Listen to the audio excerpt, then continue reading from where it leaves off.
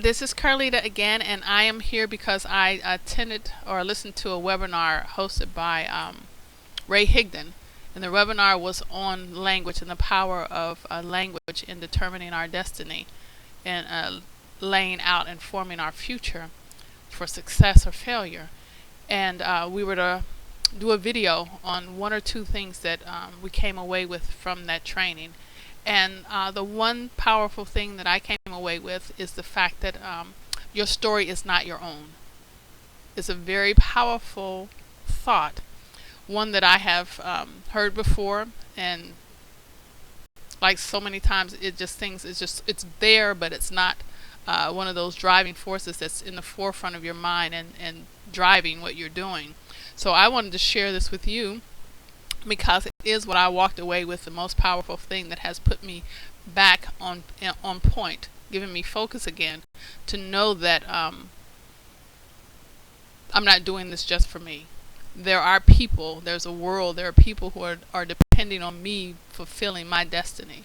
And if I don't fulfill my destiny, it hinders other people from fulfilling theirs.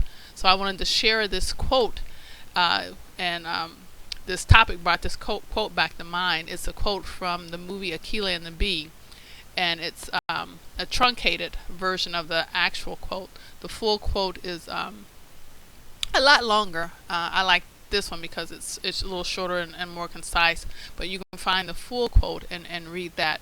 But I just want to share this truncated version with you. And I want you to listen to what it's being said, and to really think about it, grasp it, and understand the power that you have to affect your destiny, and not just your destiny, but that of other people. So here is the quote, and we can read it here together. And the quote reads, "Our deepest fear is not that we are inadequate. Our deepest fear is that we are powerful beyond measure. We ask ourselves, who am I to be brilliant, gorgeous, talented, fabulous? Actually, who are you not to be?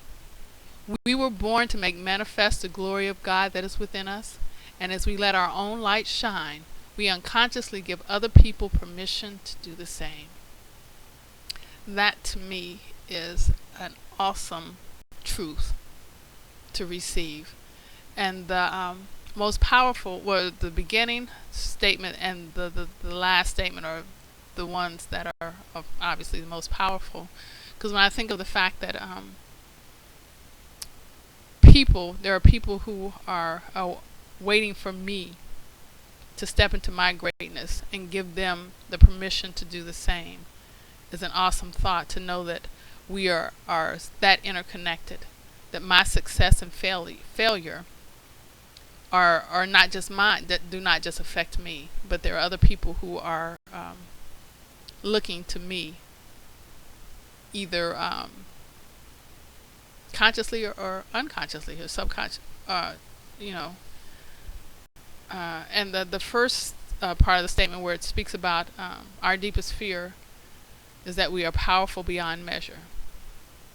That right there is a sort of frightening thought for me initially, because one of the things, you're taught, well, I was taught growing up, that that would be prideful, boastful, something that I'm not supposed to do. You're not supposed to be prideful or boastful, not supposed to put yourself in a position, like, don't be thinking more highly of yourself than you ought to. So it's sort of being told to keep your ego in check, to keep your thoughts about yourself small, because that's what you're supposed to do.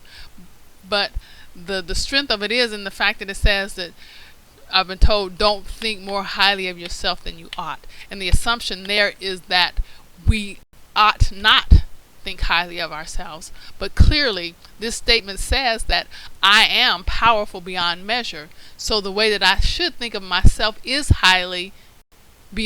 powerful beyond measure. So it's almost impossible for me to think more highly of myself than I ought. Because I am powerful beyond measure. I was created powerful beyond measure. And that power is within me, and all that I have to do is step into it and stepping into it allows you to step into your power and authority too. And that is what I want.